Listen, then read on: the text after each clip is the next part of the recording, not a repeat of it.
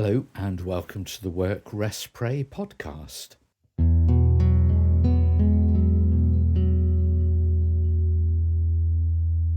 Live entertainment is one of the great pleasures in life and an experience I've once again enjoyed several times during these last few weeks. At one position on the theatrical scale there was the Royal Shakespeare Company, and on another the musical Mary Poppins. Then Elkie Brooks, who at 80 is still singing songs and telling jokes, as her most famous song put it. Coming up later in the year, it'll be punk rockers The Stranglers and the Buzzcocks. And in contrast, but not totally unconnected, as you may know if you've ever seen them, the Ukulele Orchestra of Great Britain.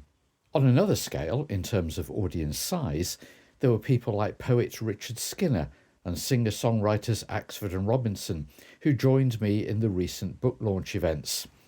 Do listen to the previous episode to hear some edited highlights. And then the acts who took part in a sober open mic night, many of whom were recovering addicts.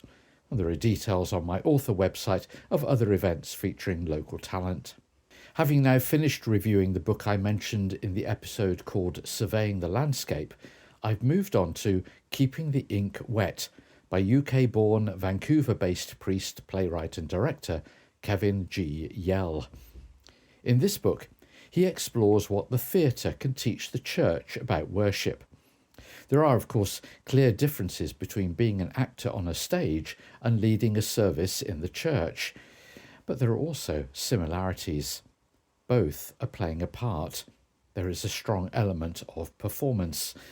But more than that, Yell argues, is that in both theatre and church there is a clear intention to enable those present to not simply sit as casual onlookers, but to actively experience something, and to be drawn into that experience with a gathered community of other people. In theatre, the script is central. In church, we might call this the liturgy, although, as he points out somewhat astutely, God does not need liturgy, only the people do. This is the invitation to the experience.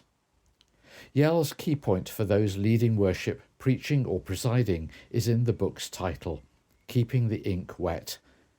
It's perhaps not dissimilar to another previous episode called The Spoken Word, that our response to the invitation is to experience the word of the Lord in a way that makes the words live. Kevin Yell writes, another way to think about this invitation is to approach each text every time as if the ink was still wet, as if we were the first person ever to see and then say those words in public. And thus it is for everyone else present, the audience, the congregation, to be ones who hear those words as if for the first time. One that draws us into an experience where we are not simply casual onlookers, but by being in a gathered community of other people, we all play a part.